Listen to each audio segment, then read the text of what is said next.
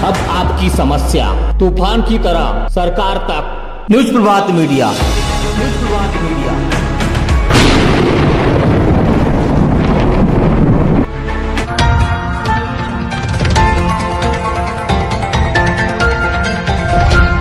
कुछ दिन पूर्व जो है लगभग लोकसभा के पूरे देश में चुनाव थे। किस प्रकार की परिस्थिति थी आपने देखा। उसी तरह जो है अभी महाराष्ट्र में जो है विधानसभा के चुनाव कुछ ही महीने बाद जो आने वाले हैं। महाराष्ट्र में भी जो लगभग जो उम्मीदवार है अपनी तैयारी शुरू कर दी गई है। उसी तरह पार्टी लेवल ने भी जो अपनी अपनी तैयारी शुरू कर जो है एक से एक उम्मीदवार दावा कर रहे हैं। उसी तरह बात करें अपन तो महाराष्ट्र के गोंदिया जिले की अगर बात करें तो गोंदिया जिले के जितने भी उम्मीदवार रहती है, जिस प्रकार की राजनीति रहती है, पूरे महाराष्ट्र में उसकी जो चर्चा होती है और काफी महत्वपूर्ण माना जाता है गोंदिया जिले की जो विधानसभा सीट होती है। उसी तरह जो है गोंदिया लगभग 4 सीट आती है, मतलब एक गोंदिया, एक तिरोड़ा गोरेगांव, एक जो है सड़क अर्जुनी मुरगांव अर्जुनी, उसी तरह जो है देवरी आमगांव। तो ये 4 विधानसभा सीट पर लगभग महाराष्ट्र के पूरे नेता की नजर बनी रहती है। उसी तरह हमारा जो एपिसोड चलता है कि मैं विधायक बना, तो इस एपिसोड में आज जो है गोंदिया तिरोड़ा विधानसभा के एक जो उम्मीदवार है वो जो प्रोफेसर है और उन्होंने डॉक्टरेट भी जो है डिग्री हासिल की गई है। अभी अगर बात करें अपन तो लगभग काफी जनता की जो चाहत होती है, काफी पढ़े लिखे उम्मीदवार भी चाहते हैं। किस तरह देखे आपने कि गोंदिया भंडारा में किस प्रकार जो परिस्थितियां बदली और गोंदिया भंडारा चुनाव में किस प्रकार के उम्मीदवार जीते। उसी तरह आज जो हम आपको मिलाएंगे doctor Dharmendra Turkar. Sir, news प्रभात मीडिया में आपका स्वागत है। नमस्कार, धन्यवाद। सर, क्या बोलेंगे आप गोरेगांव तिरोड़ा जो विधानसभा सीट पर दावा कर रहे हैं, ऐसा पूरी चर्चा चल रही है और सुनने मिल रहा है। क्या है आपका राजनीति में आने का मकसद और राजनीति में कितने वर्षों से हो आप? नमस्कार, मैं डॉक्टर धर्मेंद्र परशुराम जी तुरकर मूल रूप से वड़ेगांव तहसील तिरोड़ा जिला गोंदिया से बिलोंग करता हूँ। मेरी प्राथमिक शिक्षा दीक्षा वड़ेगांव में हुई।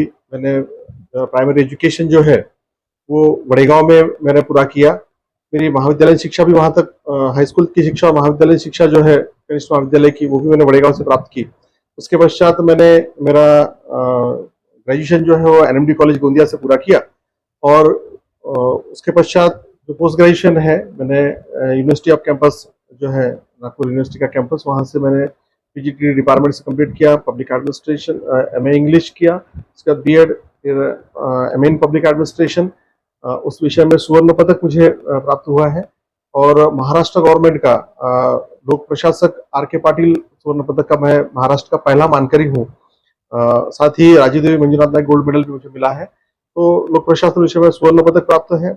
उसी विषय में मैंने नेट जो है नेशनल एलिजिबिलिटी टेस्ट वो पास की है और उसी विषय के अंतर्गत ह्यूमैनिटीज में मैंने PhD जो है वो किया है। नक्सलिज्म ये मेरा PhD का विषय रहा है।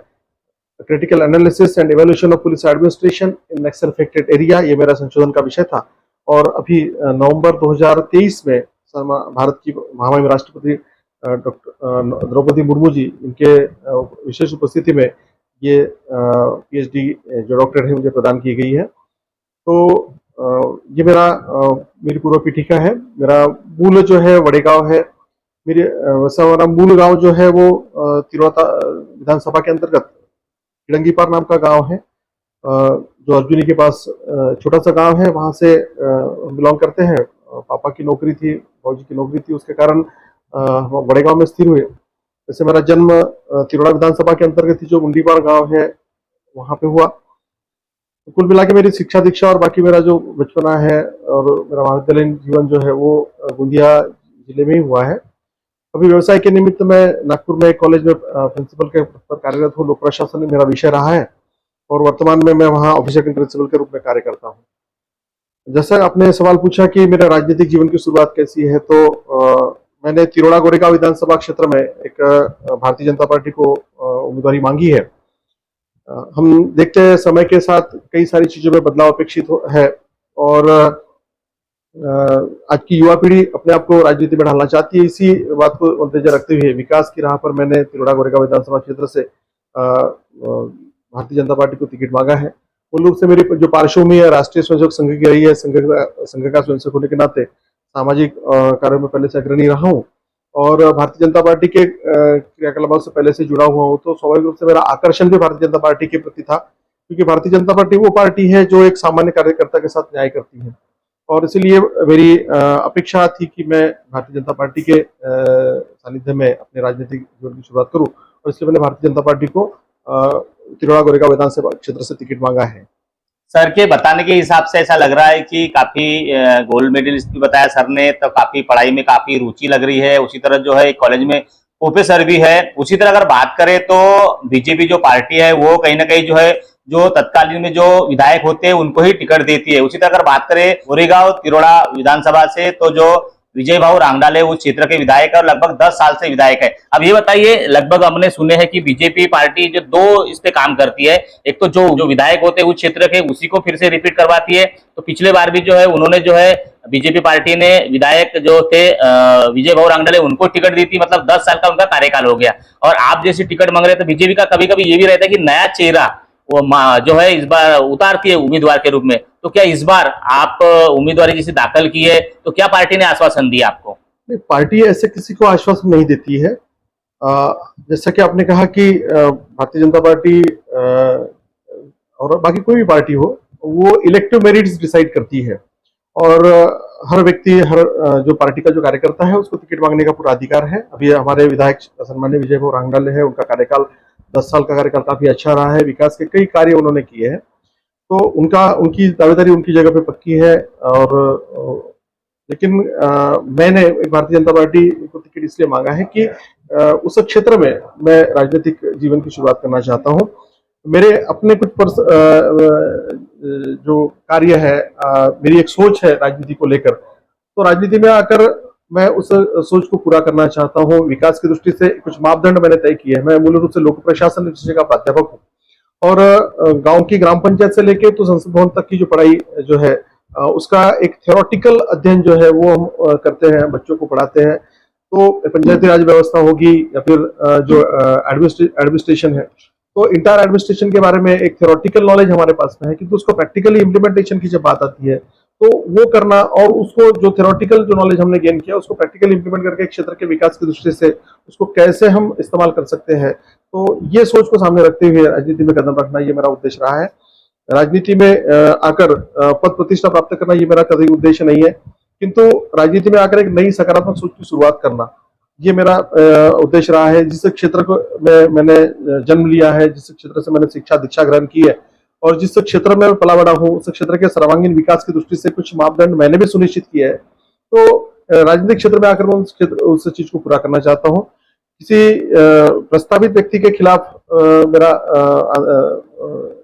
आंदोलन नहीं है, मेरी सोच नहीं है।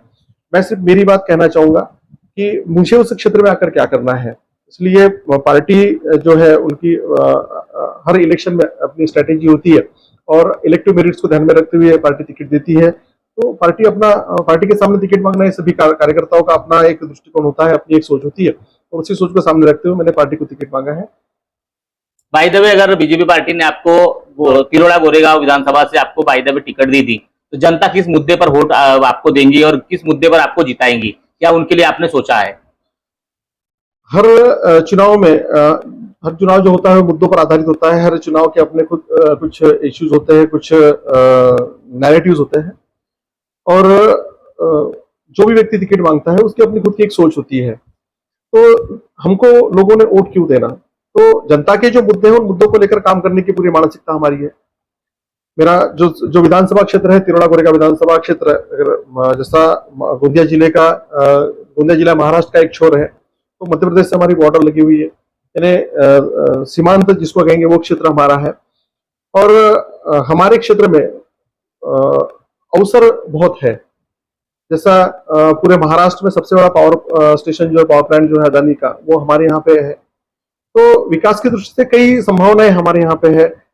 उस क्षेत्र में काम करने की आवश्यकता है, रोजगार के लिए काम करने की आवश्यकता है, शिक्षा क्षेत्र में काम करने की आवश्यकता है।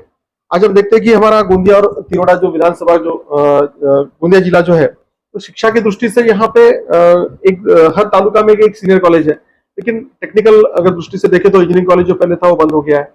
हायर एजुकेशन की दृष्टि से हमारे पास बहुत कुछ सुविधाएं नहीं है। एक इंजीनियरिंग कॉलेज था वो भी बंद हो गया है, एक मेडिकल कॉलेज शासन का भी जो शुरू हुआ है, लेकिन इसके व्यतिरिक्त तालुका केंद्र पर ऐसे कोई व्यवस्थाएं नहीं है। तो जो शिक्षा जो हमारा मूल आधार है उसको और ज्यादा प्रगल्भ करने की आवश्यकता है। हमारे यहाँ बच्चों में टैलेंट की कमी है ऐसा नहीं है। हम जब देखते हैं, मैं नागपुर यूनिवर्सिटी के डिपार्टमेंट ऑफ पब्लिक एडमिनिस्ट्रेशन में मैंने पढ़ाया, तो यहाँ से जब बच्चे वहां आते हैं तो देखते हैं कि उनके पास में टैलेंट है, हुनर है, किंतु यहाँ पे अवसर की कमी है तो उनको नागपुर आना होता है। तो हम ये चाहते हैं कि ये सब अवसर हम अपने क्षेत्र में विकसित करें, अपने क्षेत्र में शिक्षा के नए आयाम स्थापित करें। अपने क्षेत्र में मेडिकल कॉलेज के साथ इंजीनियरिंग कॉलेज भी होना चाहिए, पॉलिटेक्निक भी होना चाहिए, और बाकी सभी प्रकार की जो शैक्षणिक व्यवस्था है वो हमारे जिले में, हमारे विधानसभा क्षेत्र में होनी चाहिए। और हमारा ये जो जिला है शैक्षणिक दृष्टि से वैसे अग्रणी है, कागजों पर तो हम हमारा रिजल्ट काफी अच्छा है, किंतु प्रैक्टिकली हम इसको और भी अच्छा पुख्ता करना चाहते हैं। अभी हमने लास्ट ईयर के रिजल्ट्स में देखा, यूपीएससी में हमारे यहाँ से बच्चे पास आउट हुए, एमपीएससी में अच्छे रिजल्ट हमारे बच्चों ने दिया। तो टैलेंट की कमी नहीं है, प्रशासनिक क्षेत्र में हमारे बच्चे निश्चित रूप से आगे आई, हमारी भूमिका है, लेकिन उसके लिए जो भौतिक सुविधाएं चाहिए वो सुविधाएं खड़ी करना और एक ऐसा वातावरण बनाना कि यहाँ से आने वाले समय में शिक्षा के क्षेत्र से एक अच्छा संदेश हम दें और प्रशासनिक क्षेत्र में बहुत सारे अधिकारी हम यहाँ से दे सके। तो शिक्षा का एक मूलभूत ढांचा खड़ा करना ये मेरा उद्देश्य है, क्योंकि मैं शिक्षा क्षेत्र से बिलोंग करता हूँ। प्राइमरी एजुकेशन अभी गवर्नमेंट करती है, गवर्नमेंट की दृष्टि से वो चलता भी है, किंतु प्राइमरी एजुकेशन में कई सारे बदलाव की अपेक्षा है, तो उस दृष्टि से काम करने की आवश्यकता है। अभी हम देखते हैं कि एजुकेशन को एक इंडस्ट्री के रूप में खड़ा कर दिया, तो शिक्षा संस्था चालक जो है उन्होंने जिस प्रकार का एक सिनेरियो तैयार किया है और वो आज हम वो शिक्षा की सुविधाएं घर घर तक दे रहे हैं, किंतु हर व्यक्ति उस सुविधा को प्राप्त करेगा ऐसा नहीं है, क्योंकि उसके लिए जो पैसा चाहिए वो पैसा हर व्यक्ति के पास में नहीं है। तो हम शासकीय स्तर पर इन सुविधाओं को करें, जिनके पास पैसा है वो निश्चित रूप से बड़ी सुविधाओं का लाभ ले, लेकिन ऐसी बेसिक सुविधाएं हम अपने स्तर पे खड़ी करें और गांव में बैठा बच्चा भी आधुनिक शिक्षा का पूरा नॉलेज, पूरा फायदा ले सके। इस प्रकार की व्यवस्था को विकसित करना ये उद्देश्य रहा है। साथ ही हमारे यहाँ हेल्थ को लेकर कई सारी सुविधा कमियां हैं। हमारे यहाँ प्राइमरी हेल्थ सेंटर्स है, रूरल हेल्थ सेंटर्स है, लेकिन वहाँ की अवस्थाओं को अगर आप देखोगे तो आपको ये समझ में आएगा कि हर चीज के लिए उनको एक तो गोंदिया आना है या फिर नागपुर जाना है। अगर यहाँ कोई क्रिटिकल अगर केस होता है तो सीधा हमको नागपुर रेफर किया जाता है। तो ये सब चीजें बुनियादी चीजें हैं, और इसलिए हमारे क्षेत्र में इन सब चीजों को खड़ा करना, हमारे जिला केंद्र पर इन सब चीजों को खड़ा करना, हमारे क्षेत्र में जो प्राइमरी हेल्थ सेंटर है उनको पुख्ता करना, वहाँ पे दवाइयाँ और बाकी सब चीजें होनी चाहिए, अच्छी मेडिकल प्रैक्टिशनर्स आते हैं उनको और ज्यादा अच्छे अवसर देने की आवश्यकता है। तो ये सब चीजें अगर हम खड़ी करेंगे तो गांव में शिक्षा और आरोग्य, अगर ये हेल्थ, अगर दो सुविधा अगर हमने खड़ी कर दी, तो मेरा ये मानना है कि ग्रामीण क्षेत्र के विकास की दृष्टि से इनका बहुत उपयोग हम कर सकते हैं। तीसरा जो बड़ा क्षेत्र है वो रोजगार का। मेरी सोच है कि रोजगार के कारण कई बड़े पैमाने पे माइग्रेशन होता है, स्थलांतर होता है। हम देखते हैं हर साल यहाँ से बड़े पैमाने पे बच्चे गुजरात जाते हैं और मुंबई जाते हैं। तो हमारे क्षेत्र में रोजगार के अवसर हम पैदा करें। अदानी जैसा बड़ा पावर प्लांट हमारे यहाँ पे है, स्थानिक लोगों को वहाँ पे वहाँ रोजगार मिलना चाहिए। जैसा कि हमने देखा आंध्र प्रदेश में जब जगनमोहन रेड्डी का सरकार बना तो उन्होंने पहला रिजोल्यूशन पारित किया कि जो भी उद्योग यहाँ पे होगा, उद्योग लगेगा, उसमें 50% स्थानिक लोगों को रोजगार मिलेगा। तो इस प्रकार की व्यवस्था हमारे यहाँ होनी चाहिए। हमारे यहाँ अदानी पावर प्लांट में हमारे स्थानिक लोगों को पहले रोजगार मिले, जो रिहेबिलिट जो है, जिनकी जमीनें वहां पे गई है, ऐसे जो विस्थापित लोग हैं उनको पहले रोजगार मिले, और इस क्षेत्र में जो लोग टेक्निकली भी फिट है तो ऐसे सभी लोगों को रोजगार के अवसर यहाँ मिलेंगे, तो उनको बाहर नौकरी करने के लिए जाने की आवश्यकता नहीं है। बड़े पैमाने बुट्टी बोरी में, हिंगना में जो MIDC है वहां पे हमारे यहाँ के बच्चे जाते हैं, वहां पे रोजगार के अवसर ढूंढते हैं। तो ये सब चीजें हम अपने यहाँ खड़ी करें। स्मॉल स्केल इंडस्ट्रीज को हम ज्यादा पुख्ता करें, सरकार की स्टार्टअप की योजनाएं हैं उसको सही तरीके से लागू करें, स्मॉल स्केल इंडस्ट्रीज खड़ी करें, तो कई लोगों को यहाँ पे रोजगार दे सकते हैं। तो रोजगार का सीधा अर्थ नौकरी से नहीं है, तो खुद के व्यवसाय से भी है। तो इसके साथ ही स्टार्टअप के माध्यम से खुद स्वयं रोजगार के लिए भी हमने कई सारी व्यवस्थाएं, जो शासन की योजना है उसको लागू करना है। तो अगर ये हम सब अगर कर सके तो निश्चित रूप से हमारे यहाँ रोजगार की दृष्टि से स्थलांतर नहीं होगा और हर व्यक्ति अपने गांव में रहेगा, ऐसा मुझे लगता है। तो रोजगार के दृष्टि से काम करने की बहुत आवश्यकता है, और मेरा ये विजन है कि इस क्षेत्र में हम बहुत अच्छा काम कर सकते हैं। साथ ही हमारा जो क्षेत्र है वहां पे सेंचुरी फॉरेस्ट है, नवेगाबाद नागजीरा का सेंचुरी फॉरेस्ट है, तो जंगल वन आधारित जो उद्योग है उसकी हम नींव रख सकते हैं, पर्यटन को बढ़ावा दे सकते हैं, वहां से रोजगार के कई अवसर पैदा किए जा सकते हैं। तो ये सब चीजें जो है हमारे यहाँ उपलब्ध है, बस उसको सही तरीके से डील करने की आवश्यकता है। इनको अगर सही तरीके से अगर हमने पिनअप कर दिया तो आने वाले समय में रोजगार के कई सारे अवसर हम अपने जिले में पैदा कर सकते हैं। दूसरा एक क्षेत्र है हमारा, ये जो जिला है राइस का बड़ा, पैडी का बड़ा उत्पादक है, धान उत्पादक क्षेत्र के रूप में हमारी ख्याति है, तालाब का जिला है, किंतु यहाँ पे धान को लेकर सिर्फ धान की मिलें लगी है, लेकिन उसके ऊपर आधारित उद्योगों की हमने रचना नहीं की, उद्योगों को हमने प्रोत्साहन नहीं दिया। तो यानी पैडी आधारित जो उद्योग है, ऐसे उद्योगों की रचना हमने यहाँ पे करनी है, ऐसे कई उद्योग यहाँ पे स्थापित कर रहे हैं, तो उससे भी रोजगार के अवसर पैदा कर सकेंगे। और जो किसान जो धान का उत्पादन करता है, उसको औने पौने दामों में जो अपनी फसल बेचनी पड़ती है, तो उसको भी अच्छे ये मिलेंगे। इथेनॉल निर्मित का अगर प्रोजेक्ट अगर यहाँ पे लगता है, तो हमारे खेतों में जो पराली जो होती है या तनस होती है, उसका उपयोग वहां पे होगा, तो लोगों को किसान को धान के साथ उसके पराली का भी या तनस का भी एक अतिरिक्त फायदा होगा। तो ये सब उद्योग की दृष्टि से करना आवश्यक है। इससे कई सारे रोजगार के अवसर यहाँ प्राप्त होंगे। और मुझे ऐसा लगता है कि अगर इन सब क्षेत्र में हमने काम किया, तो हमको माइग्रेशन करने की आवश्यकता नहीं है, बाहर स्थलांतर करने की आवश्यकता नहीं है, हम अपने यहाँ ही इन सब चीजों को कर सकते हैं। तो ये सब चीजें ध्यान में रखते हुए मैंने इस क्षेत्र में पावर रखने का विचार रखा है। और मेरा ये मानना है कि निश्चित रूप से अगर जनता के सामने ये सब मुद्दे जाएंगे, तो इन मुद्दों को केंद्र बिंदु मानते हुए जनता उसका विचार करेगी। तो देखिए, आपने किस मुद्दे पर डॉक्टर प्रोफेसर धर्मेंद्र तुरकर किस प्रकार चुनाव लड़ना चाहते हैं, क्या मुद्दे होंगे, क्या विजन है, उन्होंने जो है जनता के लिए क्या सोच के रखा है, बेरोजगार की बात करें, शिक्षा की बात करें, आरोग्य की बात करें, किस विषय में उन्होंने पूरे दिमाग के ऊपर सोच के रखा है, तो इस मुद्दे के ऊपर वो चुनाव लड़ना चाहते हैं। उसी तरह अगर पार्टी टिकट देंगी तो वो उम्मीदवारी दाखिल करने वाले गोरेगांव तिरोड़ा क्षेत्र से, और जो है लगभग जो है काफी युवाओं के बारे में, काफी बेरोजगार के बारे में, शिक्षा के बारे में काफी उनके दिमाग में काफी एक नॉलेजेबल है। उनको बस राह दिखाना है। काफी जो युवा जो पढ़ रहे हैं, उनको जो राह मिलती नहीं है। उसी तरह अगर बात करें तो गोंदिया जिला जो है धान का जिला माना जाता है, तो धान उत्पादन के साथ साथ क्या उत्पादन हो सकता है, उसका जो एक्सपोर्टिंग कहाँ कर सकते हैं, पूरा उन्होंने जो है एक तैयार की गई है। इस मुद्दे पर चुनाव लड़ना चाहते हैं। सर ये बताइए, आपका जो है प्रोफेसर हो कॉलेज में आप, और दूसरी तरफ राजकारण, बाय द वे, तो दोनों चीज को ऐसे मैनेज करेंगे आप? नहीं, दोनों चीजें एक साथ मैनेज नहीं होगी। अगर मैं इस क्षेत्र में पूर्ण रूप से आता हूं, तो मुझे मेरा प्राध्यापक जीवन जो है उसको त्यागना पड़ेगा, क्योंकि एक समय पे if you want success you must be narrow minded, doctor B R Ambedkar ji का ये कोट है, और मैं इसको अपने जीवन में सही तरीके से फॉलो भी करता हूँ। इसलिए अगर राजनीतिक क्षेत्र में अगर आता हूँ, तो मैं पूर्ण रूप से इसी क्षेत्र को अपना करियर, इसी क्षेत्र को अपना योगदान देना चाहूंगा। और मेरा ये मानना है कि इस क्षेत्र में अपार संभावनाएं हैं। कई सारे विचार जो हम सोचते हैं, उसको प्रैक्टिकली इम्प्लीमेंट करने के लिए राजनीति से अच्छा क्षेत्र नहीं है, क्योंकि आपको जनता और शासन दोनों को जोड़ने वाला एक माध्यम है। तो राजनीति ये ऐसा क्षेत्र है जहां पे आप सीधा जनता की समस्याओं को लेकर शासन से बात कर सकते हैं। तो शासन और जनता, इसके बीच की कड़ी के रूप में आप काम करते हैं। ये कड़ी जितनी पुख्ता होगी, उतनी विकास की राह प्रबल होगी। हम देखते हैं कि विकास के लिए करोड़ों का निधि आता है।